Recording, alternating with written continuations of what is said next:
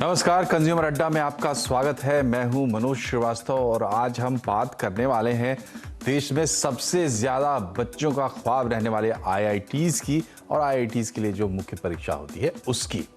तो आईआईटी के लिए आपको 2 स्टेज में परीक्षा पास करनी होती है, एक जेईई मेन की और उसके बाद जेईई एडवांस्ड की। लेकिन ऐसा देखने में आ रहा है कि पिछले कुछ सालों से जेईई मेन में जो लोग क्वालिफाई करते हैं, यानी जो एलिजिबल हैं एडवांस देने के लिए, तो एडवांस में उनकी संख्या, उनका अनुपात, प्रोपोर्शन घट रहा है।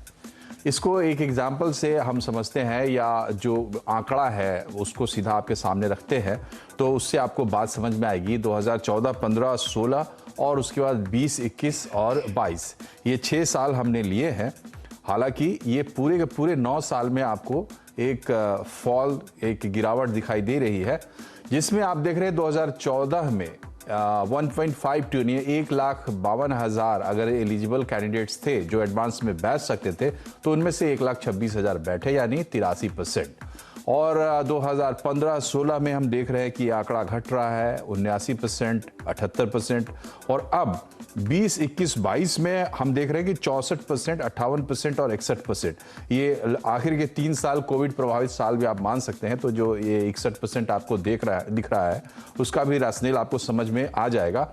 लेकिन इसको अगर आप कंसिडरेशन से हटा भी दें तो जो आपके सामने 6 आंकड़े हैं उनमें आपको क्लियर कट एक फॉल और बड़ा फॉल देखने को मिल रहा है। तो यही है खास बात कि क्यों, आखिर क्या आईआईटी के प्रति लोगों का उत्साह घट गया है, बच्चों में आईआईटी को लेकर जो ललक पहले होती थी वो नहीं है, या पूरा इंजीनियरिंग का जो सिनारियो है वो बदल रहा है। ये चूंकि ये देश की मैंने आपको बताया कि सबसे ज़्यादा बच्चों का ख्वाब आईआईटी होता है, सबसे प्रतिष्ठित एग्जाम इंजीनियरिंग एंट्रेंस के लिए होता है, तो वहां पर अगर कुछ बदलाव हो रहा है तो पूरे लैंडस्केप पर उसका असर होता है। ये आज हम समझने की कोशिश करेंगे। हमारे साथ आईआईटी दिल्ली के पूर्व director professor V Ram Gopal Rao हैं, विद्या मंदिर क्लासेस के chief academic officer Saurabh Kumar और एडटेक प्लेटफॉर्म परीक्षा के फाउंडर करणवीर सिंह।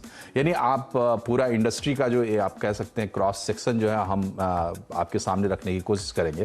प्रोफेसर राव, सबसे पहले आपसे शुरुआत करते हैं। ये जो फॉल हो रहा है, ये जो प्रोपोर्शन घट रहा है, इसकी वजह आप क्या मानते हैं? क्या आईआईटीज का आकर्षण घट रहा है? I don't look at it that way. I mean, IITs का जो सीट्स देखेंगे आप टोटल इस साल कुछ 17,000 सीट्स है, 16,000 to 17,000 seats is what all IITs together, the 23 IITs offer. And the IIT JEE exam, the JEE advanced exam is a completely different standard compared to JEE mains. Those students who aspire for JEE advanced, वो लोग JEE mains का ज़्यादा serious भी नहीं लेते, क्योंकि उनको पता है कि if they are preparing for JEE advanced, then the JEE mains anyway they will be able to clear and then come in the top percentile of whatever is required. So I think only those serious students whose target is JEE, whose target is IIT, I think only they are taking the JEE advanced exam. And if you look at the ratio is still 1:10. I mean, if we have 16,000 seats and if we have 1.6 lakh students taking the exam, it is still 1:10 kind of a ratio. We have been already screened by the JEE mains exam.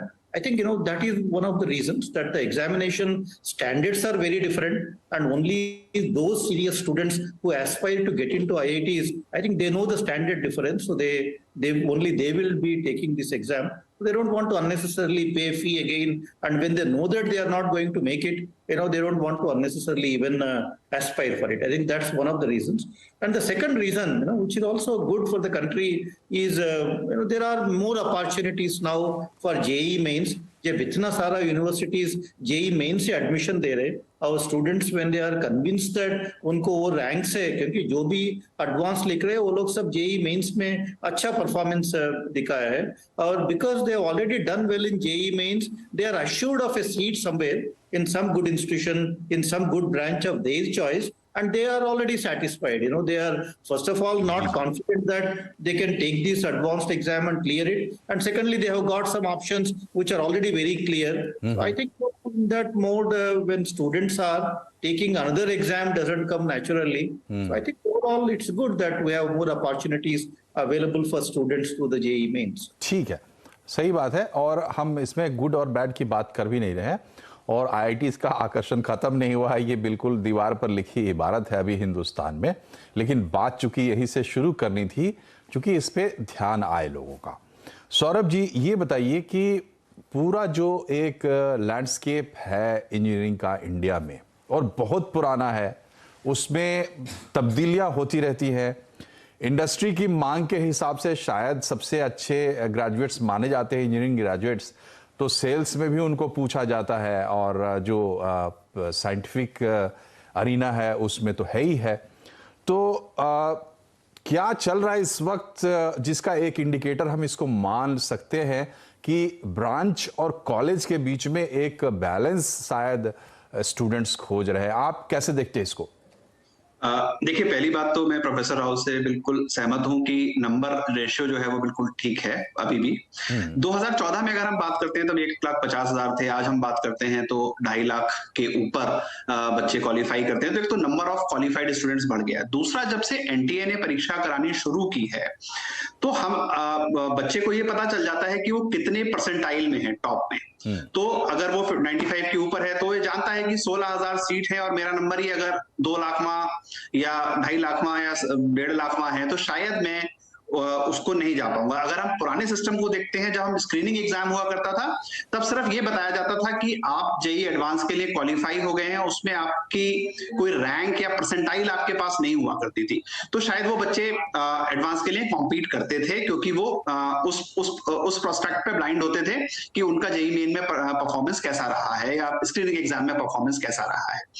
दूसरी बहुत important बात जो इस समय हो गई है वो ये है कि जेईई मेन का रिजल्ट आते ही जो इस तरीके से, जो आपने भी पॉइंट रखा कि computer science, electronics, artificial intelligence, machine learning, data science, इसके ऊपर आजकल बहुत आकर्षण है बच्चों का, और वो चाहते हैं कि यही ब्रांच जो है उनको मिल जाए।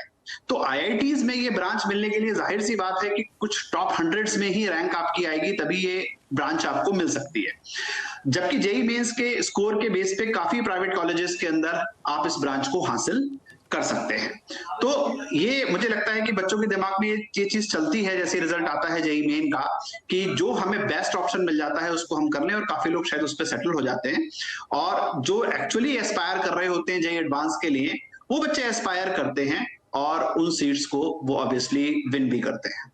जी, तो अब एक पर्सपेक्टिव करणवीर सिंह जी से भी ले लेते हैं। करण जी, ये बताइए कि इधर कुछ दिनों से, कुछ सालों से जो काउंसलर्स है, खास करके करियर काउंसलर्स, वो बार बार बहुत जोर देके समझाना चाहते हैं बच्चों को भी और गार्जियन को भी कि हर बच्चे को आईआईटी में नहीं जाना है।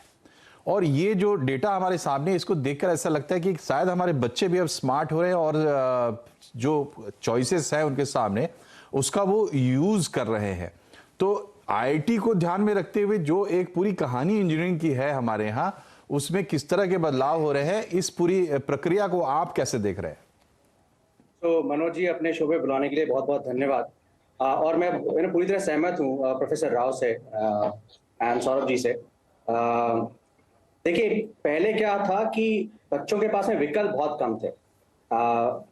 हिंदुस्तान में अगर आप देखें तो सबसे अच्छी पढ़ाई होती थी आईआईटीज और आईएम्स में, क्योंकि वहाँ पे बहुत अच्छे प्रोफेसर्स आते थे, रिसर्च की बहुत सुविधाएं थी। लेकिन अगर आप देखें और इंजीनियरिंग कॉलेजेस जो कि आज आईआईटी की 23 आईआईटीज में नहीं है, जैसे एनआईटीज की अगर हम बातचीत करें तो उनकी भी एजुकेशन का स्तर बहुत बढ़ गया है। आज भारत में तकरीबन 31 के करीब एनआईटीज हैं, और जहाँ पे सिर्फ जेईई मेन आपको देना है, एडवांस देना भी नहीं है, और तकरीबन 24,000 सीटें हैं। और जैसे सौरभ जी ने कहा कि आज हर बच्चा चाहता है कि उसको उसकी पसंद की ब्रांच मिले। एंड आज करंट जनरेशन की हम बातचीत करें तो ज्यादा से ज्यादा जो छात्र हैं उत्सुक हैं कि उनको machine learning, artificial intelligence, big data analytics, इन सब के कोर्सेज मिले, जिनकी तादाद आईआईटीज में बहुत कम है। एक और चीज अब देखें, अगर उस पर गौर फरमाएं आप, कि जैसे जैसे एडटेक की बढ़ोतरी हो रही है वैसे वैसे बच्चों के पास में आज और विकल्प आ रहे हैं। आज घर बैठे बैठे आप ये वाले courses university of Texas Austin से कर सकते हैं, UT Texas, university of Texas Dallas से कर सकते हैं, बर्कली से कर सकते हैं। ये सारी चीजें जो थी वो कल तक बच्चों के पास अवेलेबल नहीं थी। और मैं बिल्कुल आपसे सहमत हूं कि आज का जो छात्र है बहुत ही जागरूक है और वो बहुत ही एक सेंसिबल, रीजनेबल डिसीजन लेता है। अपॉर्चुनिटी कॉस्ट उसके दिमाग में हमेशा रहता है कि अगर मेरा एडवांस में होके किसी अच्छे आईआईटी में वो ब्रांच नहीं मिली जो मुझे चाहिए, तो मेरा क्या होगा? जी, तो बच्चे स्मार्ट हो रहे हैं और उसका भी एक प्रदर्शन ये हो सकता है जो हमारा डेटा कह रहा है।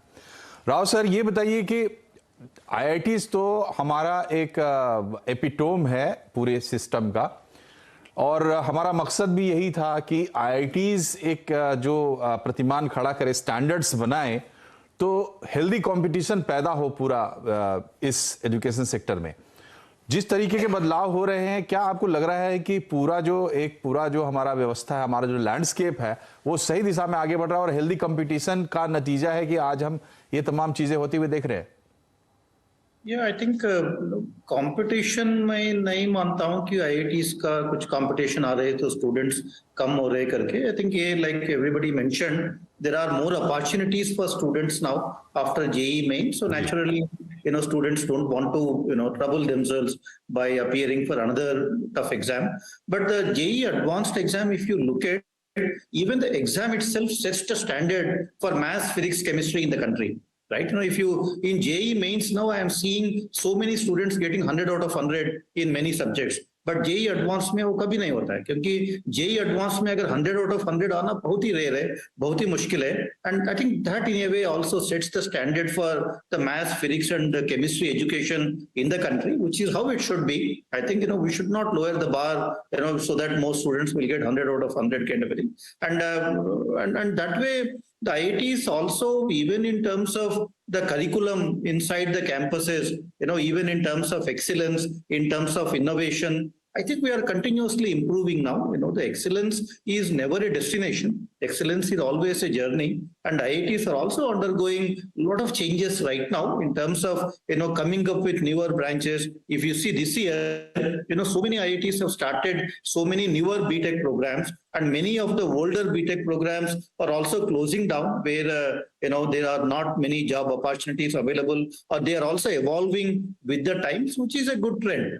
I think, but I also think that just because students are all preferring, today the computer science related branches, we should close down civil, mechanical and all of that. Because these branches are very important for the society, and at least in leading institutions in the country, we must keep all these departments open and ensure that more and more students join these kind of departments, because you need enough civil engineers, you need enough material science engineer, you need enough metallurgists, you need enough mechanical engineers. So just because there is a certain trend today that it's all computer science, it should not mean that all our leading institutions will close down all these branches and start more departments which are all tailored towards or which are all more like the computer science kind of departments. I think that should not be the case. It is the leading institutions must lead the way in terms of retaining these branches, evolving these branches with the times and making them more industry oriented. I think that is how the whole progress needs to be, and I think these are all good trends and healthy trends in a way. जी बिल्कुल, आप बिल्कुल सही बात बोल रहे हैं। And IITs has the biggest role to play in, जिसमें जो बात आप कह रहे हैं उसमें भाई स्टेक होल्डर्स सभी हैं, सिर्फ स्टूडेंट्स नहीं है, बल्कि हमारी इकोनॉमी की ज़रूरत भी है और उसमें सारे ट्रेड्स की ज़रूरत पड़ती है, तो सारे ट्रेड्स रहेंगे। और जहाँ तक IITs की बात है, IITs अभी भी स्टैंडर्ड हैं देश में। सौरभ जी, ये बताइए कि इस वक्त क्या चल रहा है, क्योंकि हम जब ये कार्यक्रम करते हैं तो हम बच्चों के लिए भी करते हैं, उनके माँ बाप के लिए भी करते हैं, उन लोगों के लिए भी करते हैं जो शायद 2-4 साल के बाद करियर में कदम रखेंगे। इंजीनियरिंग करियर में अभी इस वक्त क्या चल रहा है, इन डिमांड क्या है और किस चीज पर ज्यादा फोकस होता है? सौरभ जी।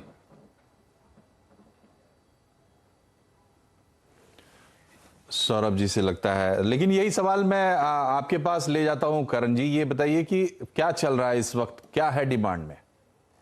देखिए, इससे पहले कि मैं इस सवाल का आपको जवाब दूं, प्रोफेसर राव ने एक बहुत ही इंटरेस्टिंग बात की जहाँ पे कि और जो ब्रांचेस हैं उनकी महत्वता कम नहीं होनी चाहिए। लेकिन अगर आप मार्केट को देखें मनोज जी, जो डिस्पैरिटी है पैकेजेस के अंदर वो बढ़ती जा रही है। जो भी बच्चा कंप्यूटर साइंस से ग्रेजुएट होता है उसका जो पैकेज लगता है जब वो उत्तीर्ण होता है, वर्सेस जो बच्चा सिविल इंजीनियरिंग में है या केमिकल में है, मैकेनिकल में है, आपको बहुत ज्यादा गैप दिखेगा।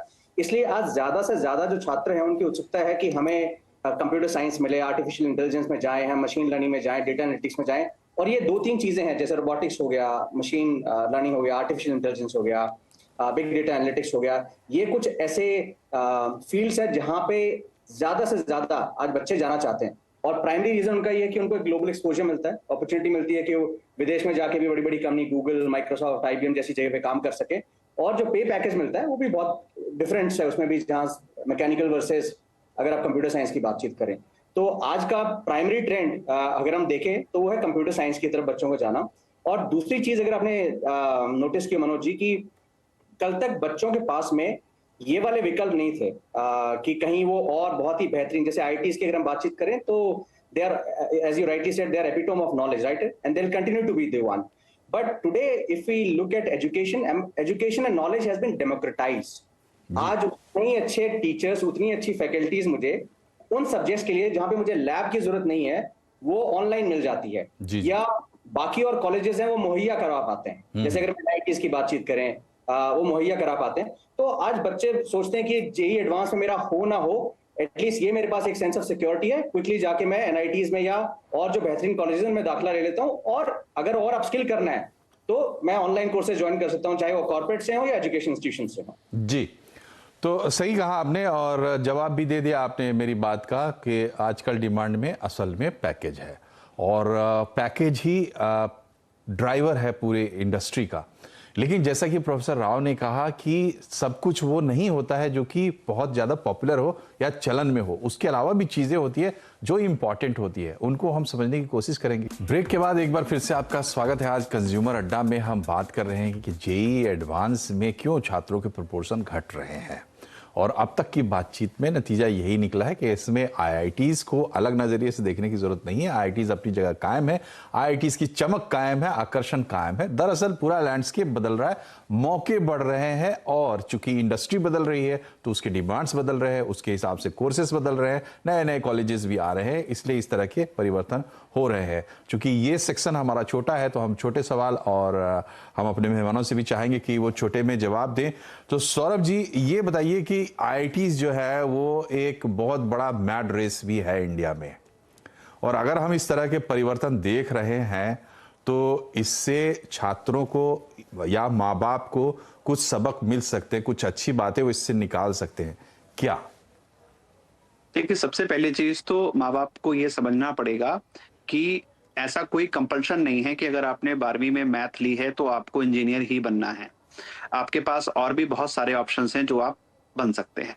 तो बच्चे का मन जानना भी जरूरी है कि वो बनना चाहता है या नहीं बनना चाहता है।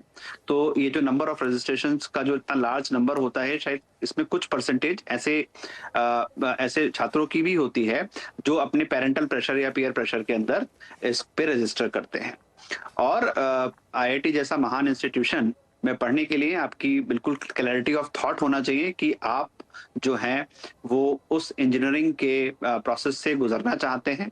और इंजीनियरिंग हर ब्रांच इंपॉर्टेंट है, क्योंकि हमारी जो लाइफ चलती है वो हर ब्रांच ऑफ इंजीनियरिंग को मिला के चलती है। ऐसा नहीं है कि सिर्फ हमारी लाइफ जो है वो एक या दो चीजों पे डोमिनेंट होती है। कुछ सैलरीज की ऑब्वियसली डिफरेंसेस हैं, शायद इसलिए लेयर कुछ ब्रांचेस की ओर ज्यादा है, बट जो बच्चे इंजीनियरिंग की तरफ परस्यू करना चाहते हैं उनमें काफी क्लैरिटी होती है, और उस क्लैरिटी के साथ उनको इसको अप्रोच करना चाहिए। जी, तो एक बात जो आपने कही, बहुत सही बात कही कि हर बच्चे को इंजीनियर नहीं बनना है। लेकिन प्रोफेसर राव, आपसे मेरा सीधा सवाल यह है कि जैसे हम देखते हैं जो IITians हैं वो अपने बच्चों को सक्सेसफुली IIT में एडमिशन करा लेते हैं, अक्सर ऐसा देखने को मिलता है। पढ़ाई लिखाई की बात अपनी जगह है, वो क्या खास चीज होती है? क्योंकि सपना लाखों लोगों का है, हमारा जो कार्यक्रम देख रहे हैं लोग, उनके आंख में भी है तो IIT, हमारी तमाम बातें वो सुन रहे हैं। वो क्या चीज होती है पढ़ाई लिखाई के अलावा जो आपको ऐसे प्रीमियर इंस्टीट्यूट तक लेकर जाती है?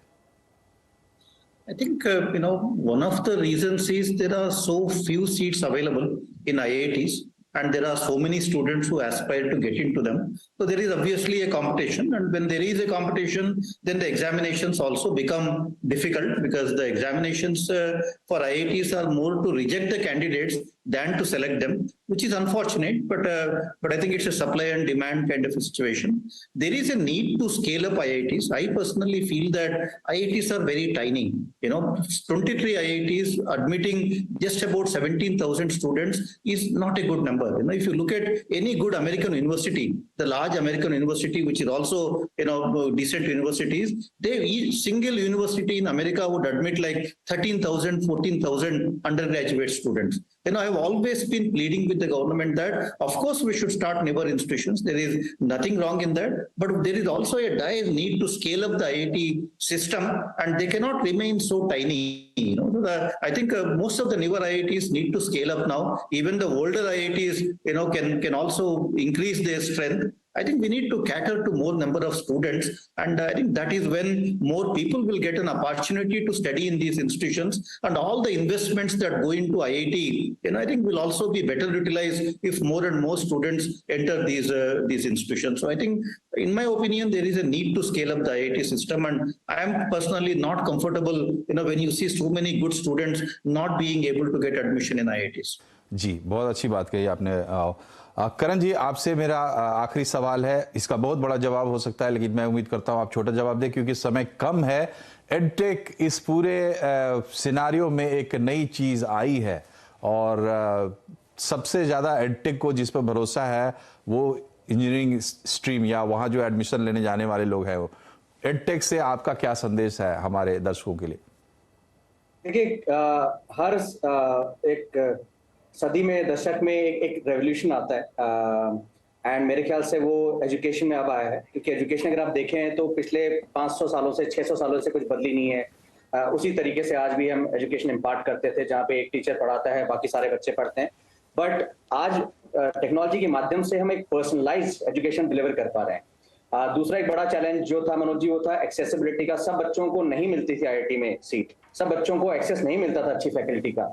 आज एजुकेशन टेक्नोलॉजी कंपनीज ने वो भी सॉल्व कर दिया है। सो आई थिंक एक्सेसिबिलिटी और अफोर्डेबिलिटी, दो चीजें ऐसी एजुकेशन टेक्नोलॉजी कंपनीज लेके आई हैं जिसकी वजह से पूरा लैंडस्केप चेंज हो गया है। और कहीं ना कहीं मैं ये भी मानूंगा कि ये भी एक कारण है जिसकी वजह से आज कम छात्र हैं जो कि जेईई एडवांस के लिए आवेदन भरते हैं। जी, तो बहुत बहुत शुक्रिया आप तीनों का हमसे जुड़ने के लिए और अपने बहुमूल्य विचार हमारे दर्शकों के साथ शेयर करने के लिए। और जैसा कि करण जी ने कहा, आखिर में हर सिक्के के दो पहलू होते हैं। तो जो ये कार्यक्रम हमने शुरू किया था, वहाँ आपको लगा होगा कि शायद हम IITs की चमक पर सवाल खड़े कर रहे हैं। हकीकत ये नहीं है। इस सिक्के का दूसरा पहलू ये है कि पूरा इंजीनियरिंग का लैंडस्केप बदल रहा है, अपॉर्चुनिटीज़ बढ़ रही हैं, मौके बढ़ रहे हैं और उसमें बहुत डाइवर्सिफिकेशन आ रहा है। इन सब का आप फ़ायदा उठाएं और जुड़े रहिए CNBC आवाज़ के साथ। देखते रहिए CNBC आवाज़। नमस्कार।